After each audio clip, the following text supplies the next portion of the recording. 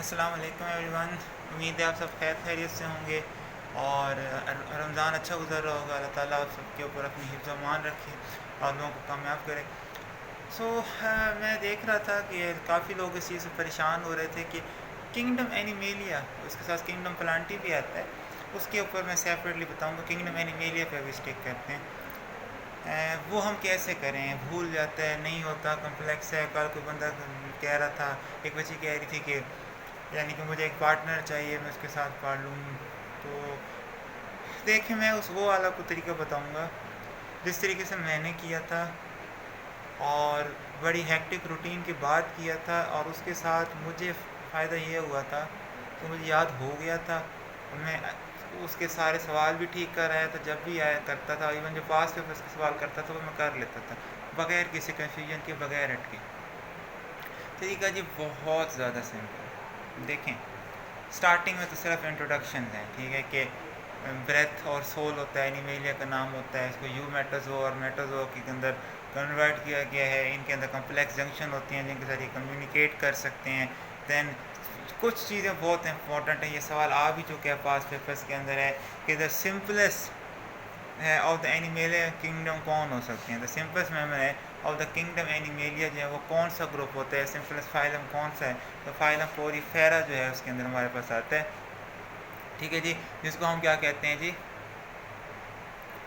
जो है वो पैराजोआ का जो है वो नाम देते हैं, ठीक हो गया। उधर से प्रोटोजोआ भी आ जाता है, तो प्रोटोजोआ की ऑप्शन भी दी होती है, पैराजोआ की भी, ये इंपॉर्टेंट जो है वो याद रखना। और the simplest of the you Metazoa group कौन सा होता है, वो हमारे पास आता है एनकाइनोडर्मेटा वगैरह के जो आ जाते हैं। अच्छा, अब यहाँ पे आप थोड़ी सी डिटेल में पढ़ लोगे कि जो पोरीफेरा होते हैं वो एसिमेट्रिकल होते हैं, उनकी शेप भी नहीं होती। उसके बाद नाइटेरिया आते हैं। नाइटेरिया आते हैं किसके अंदर जी, आपके इन द डिप्लोब्लास्टिक एनिमल्स है। और जितने के डिप्लोब्लास्टिक होते हैं वो सारे के सारे कौन से होते हैं हमारे पास, किंग जो है वो ग्रेड रेडिएटा के अंदर रेडियल सिमेट्री वाले होते हैं। जितने भी ट्रिप्लोब्लास्टिक एनिमल्स होते हैं, इसके बाद जितने भी आएंगे वो ट्रिप्लोब्लास्टिक हैं। जो ए कॉलोमेट्स भी हो सकते हैं, कॉलोमेट्स भी हो सकते हैं, सोइडो कॉलोमेट्स भी हो सकते हैं, वो सारे के सारे क्या होंगे, बायलेट्रा की डिवीजन में भी होंगे। सिर्फ एकाइनोडर्मेटा की जो अडल्ट स्टेज है वो सिजाइल नेचर की वजह से क्या हो जाता है, मेंटेन करने के लिए सेकेंडरीली उन्होंने रेडियल जो है सिमेट्री अडॉप्ट कर दी। अब ये आपने पढ़ लिया ना, तो ये वाली लाइनें तो आपको पहले ही याद हो गई कि प्लेटीहेल्मिन्थेसिस डिप्लोब्लास्टिक भी होगा, एक ऑयलोमेटस भी होगा, और तीसरे साल उसके साथ क्या होगा कि एक ऑयलोमस के साथ साथ वो जो है वो हमारे पास बायलेटरल सिमेट्री वाला भी होगा, ठीक हो गया। अब इसको पढ़ने का तरीका ये है, सबसे पहली बात तो ये कि आपने सिर्फ एक फाइलम एक दिन में करना है, वो भी रात के वक्त। जिस वक्त आपने सोना है, लेट से आप कहते हैं कि आपने 10:30 बजे सोना है, आप 10 बजे ये उठाएंगे और सिर्फ एक फाइलम करेंगे 10:30 बजे तक। 10:30 बजे पानी शानी पी के नहा धो के चुप करके सो जाएंगे, उसके बाद और कोई काम नहीं करना। इस तरह चीज़ रिटेन होगी। क्यों? उस वक्त आप और कुछ नहीं पढ़ रहे, सिर्फ एक पेज आपने पढ़ा। उसको भी मैं आपको बताता हूँ कैसे डायसेक्ट करना है, उस तरीके से पढ़ा। दिमाग के अंदर आप रिलैक्स हुए कि अच्छा हाँ यार इतना सा काम था, और आपने उन चीज़ों को रात सोने से पहले, एक तो सेकंड इंसान की आदत है वो सोचता है, सोचा और सो गया।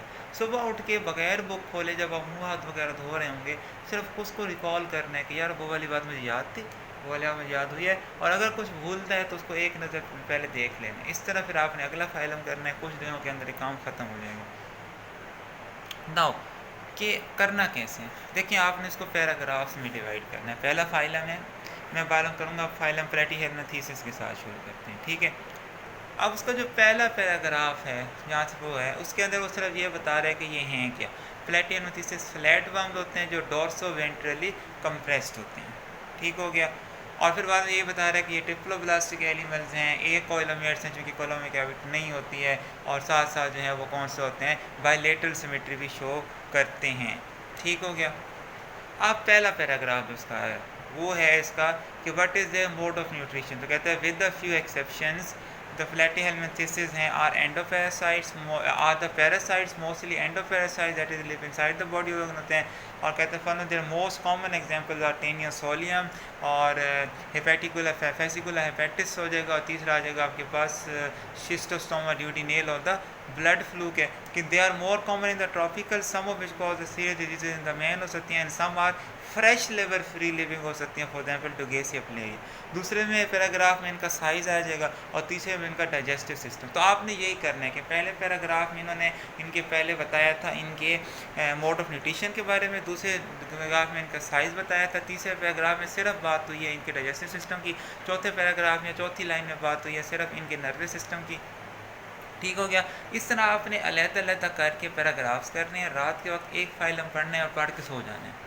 ठीक है, तो पढ़ के होना मतलब ये नहीं है कि याद किए बगैर, उसको पढ़ के याद करके डायसेक्ट करके मुख्तलिफ पैराग्राफ्स में और आपने उसको पढ़ के सो जाना है। ठीक हो गया।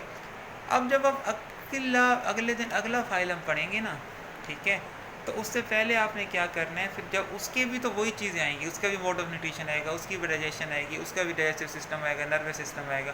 तो आपने पहले कहना है कि अच्छा यार प्लेटी हेलमिंथेसिस का तो ये था, ठीक है जी, सिंपल जो है वो क्या था जी, हमारे पास नेट ऑफ न्यूरॉन्स था, और इससे पहले जो नाइटेरिया आए थे उसके अंदर खाली भी एक फ्लेक्सेस या जो है वो न्यूरॉन सेल्स है, जबकि जो पोरीफेरा था उसके अंदर न्यूरोसेंसरी सेल्स है, उसके अंदर कोई सिस्टम नहीं होता। तो तीनों को जब कंपेयर करके पढ़ेंगे और रोज़ एक फाइल हम करेंगे, डाइजेस्ट करके पढ़ेंगे।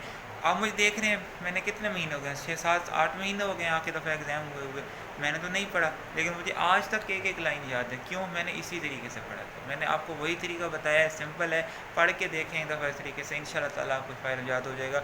और उसके बाद आपने क्या करना है कि हर 1 2 हफ्ते बाद अगर वो आपके जनरल रूटीन में ये चैप्टर नहीं आते तो आपने संडे वाले दिन जो है ना किंगडम प्लांटी और किंगडम एनिमेलियो जो है ना रिवाइज कर लेंगे। ठीक है, तो इस तरह से आपको फिर वो ग्रिप जो है वो होल्ड होती जाएगी। ठीक हो गया। सो दिस इज़ इट, और बड़ा आसान तरीके इस तरीके से करेंगे तो इंशाल्लाह ताला आपको हो जाएगा। और कोई क्वेश्चन हो तो मुझसे पूछिएगा, मैं बता दूंगा आपको। बाकी make sure to subscribe and share, ताकि ज़्यादा से ज़्यादा सब्सक्राइबर्स हों, ज़्यादा से ज़्यादा लोगों को जो है वो ये देखने का और समझने का मौका मिले।